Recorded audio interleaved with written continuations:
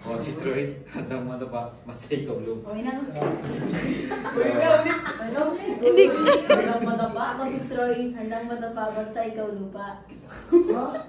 Wala yan, Basta Mats. ikaw ang lupa. May, Sorry, si Lord Tino? ang lupa. Binabaon ka na. may tayo. Sorry, si Lord. So, ang ating pag-uusapan ngayon ay tungkol sa struggles ka sa buhay na. Mahirap sa akin na nung ako ay junior high pa na junior high and then na laging nabubuli ayun, kaya ako parang yung hindi ata siya trauma pero minsan na ano na lang ako sa sarili ko na kumbaga nahihirapan ako mag-approach. Kumbaga ito yung dahilan kung bakit nawala yung confidence ko. Yun po. And yung nawala naman yun kasi nung attend na ako dito. Tapos nung nakilala ko sila, pati kayong lahat. Lalo na si Homer. Lagi kong kasama yun eh. Ayan, si Chantal eh, tinutulog sa sarili. Join you din, no? Kayo po, yun, kumbaga, minsan po, nagiging confident ako sa sarili ko na minomotivate ako nila. Kumbaga, tuwing nag-basketball, sabi nila, Pads, hey, kaya mo yan. Kaya mo, makashoot ka. Makakashoot ka din. Practice lang. Sandali. Paunahan. Tapos yun po. Kumbaga dito ko na-build yung confidence ko na nakilala kayo.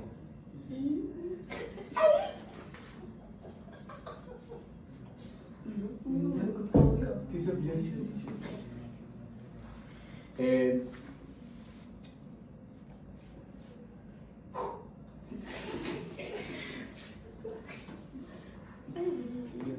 diba?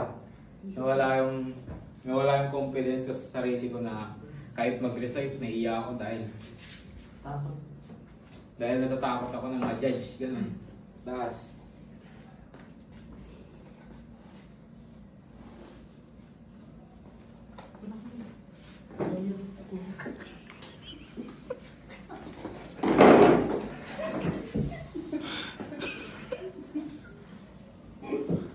takot ako ma-judge ng mga tao na nakakita sa akin. Tapos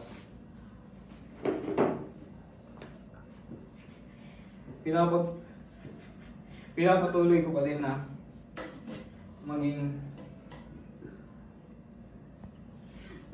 friendly ako sa ibang tao. Kahit minsan iba yung trato nila sa akin.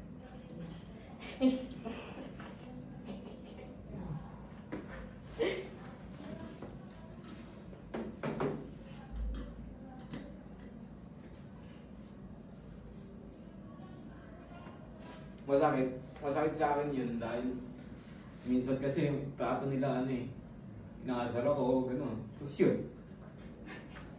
Doon bumaba yung confidence ko, tapos nawala din yung pag-approach ko sa mga tao. Kumbaga, doon na lang sa part na ako ng BD, doon na ako nakapag-approach. Doon din kasi yung makilala madami. May kilalang madami at makakilala pa ng madami. Sila Chantal.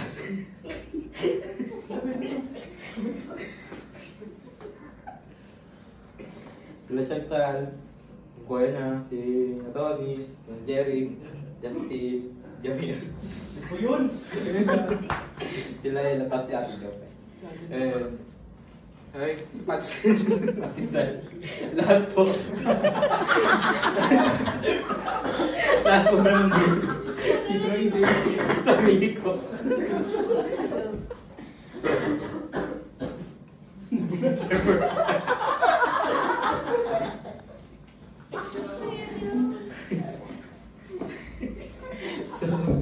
Saya ni Troy.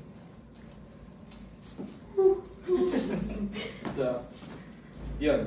And lalo na nung nag-Easter Vigil yun. Dami din ako kilala doon. Sila Gigi, sabi pa. Sino yun? Lagi natin kasi si Rimar. Hindi, yun, bait yun. Hindi mo lang kilala. Don't judge the book. Oo, mabait yun. Judge it. Na-approach ako nun eh.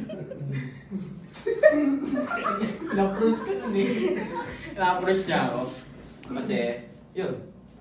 Ano siya sa akin. Nabaitan siya sa akin. Wow. Nauwi. So kind. Humble ah. Cutesy. And, kahit...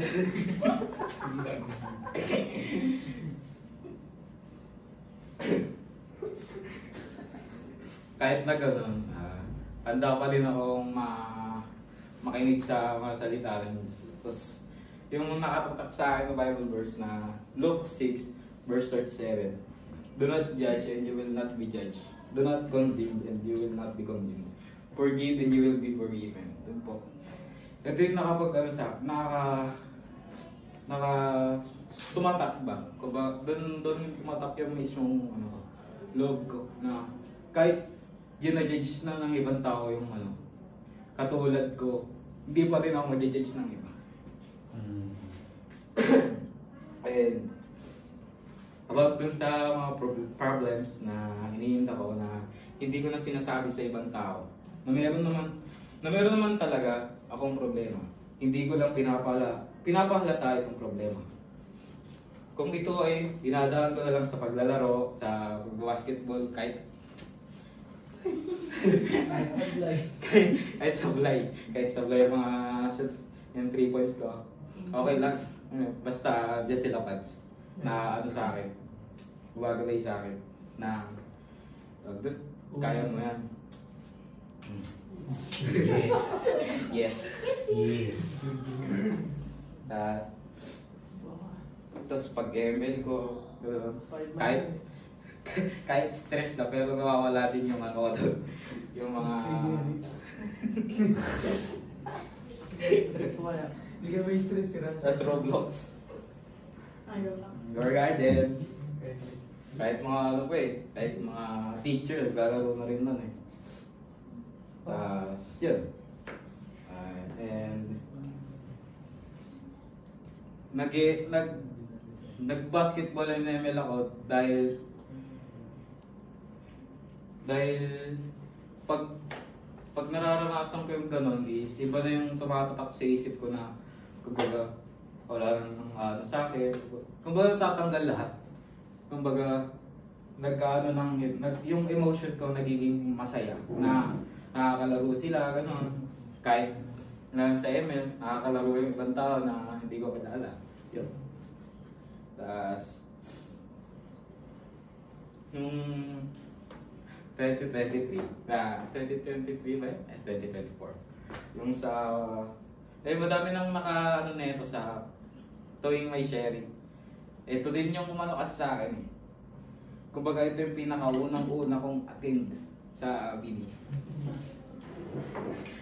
Sa wildlife po. Yun. Okay. Yan. Wildlife. Ano ba ito?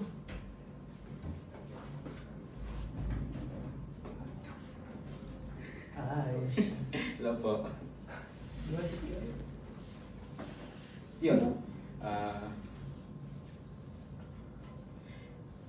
Doon, yung unang attend ko doon is nasayahan agad ako. And doon sa mga palaro, mga sharing din. Pero doon sa talaga yung sinabi ni Ate Ding na kung pwede ako sumali sa choir, yun. Doon din ako nakapag-focus sa BD. So choir din yun, para makakilala pa. Yun. Kahit marami na akong kilala dito pero lagi nila ako kinaaya, hindi pa rin ako ma-attend.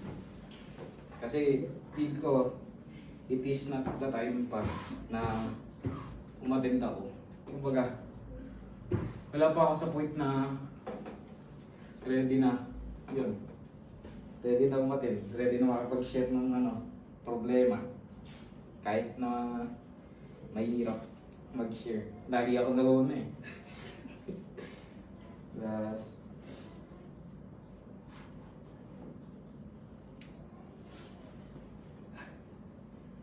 time na yun, feeling ko, hindi pa ako handa. Kahit madami nang nag-aaya sa akin. Yung kanina sinabi ko po.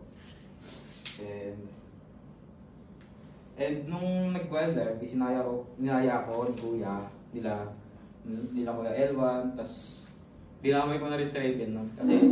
Kasi wala akong kakilala eh. Yun, dalawa kaming pumunta sa wildlife eh. Pag kasama niya sa akin is, madami na pala siyang kilala. Sila Maiko, si Chantal, yun. Eh, classmate niya po kasi yun eh. Sabi ko sa sarili ko, pakasaya pala dito. Atid kaya ako. Yun, nasabi ko sa sarili ko, atid pa ako. Oo, hindi. Eh, saya-saya dito sa bahay. Lalaro lang ako. Okay, stress, pero masaya. Pero dito, iba talaga eh. Nakakapag... Iba na.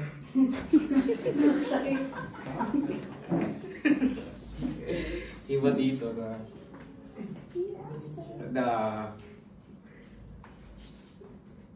iba dito na minsan yung cellphone kinukuha ang si Pads ng bago niyang rules. Yung cellphone Pads. Ay, cellphone. Yung cellphone tas. Kumbaga kami na-disconnect tas connect kay Lord. Yun yung pinakaano ko dun. Dun sa tawag doon. Yung kailan ba yun? Kalimutan ko na. Yung dyan tayo sa Kalimutan ko na. Sino yan? Formation. Pagita. Formation. Hindi na. Ah.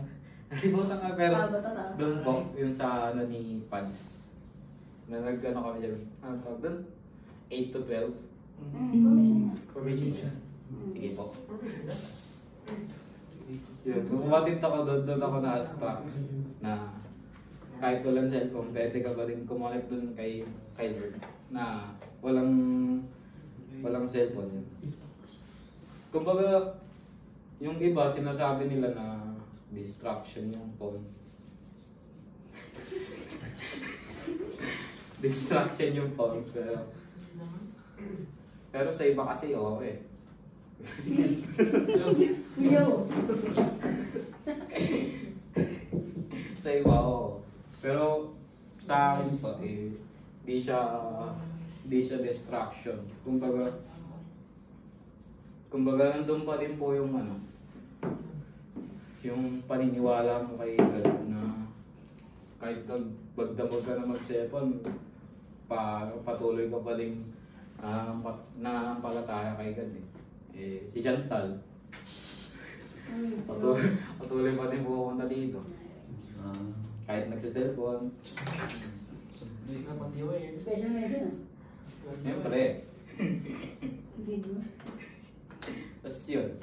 Doon yung pinaka gusto ko na part na disconnect and connect to God. Yung po. Yun lang.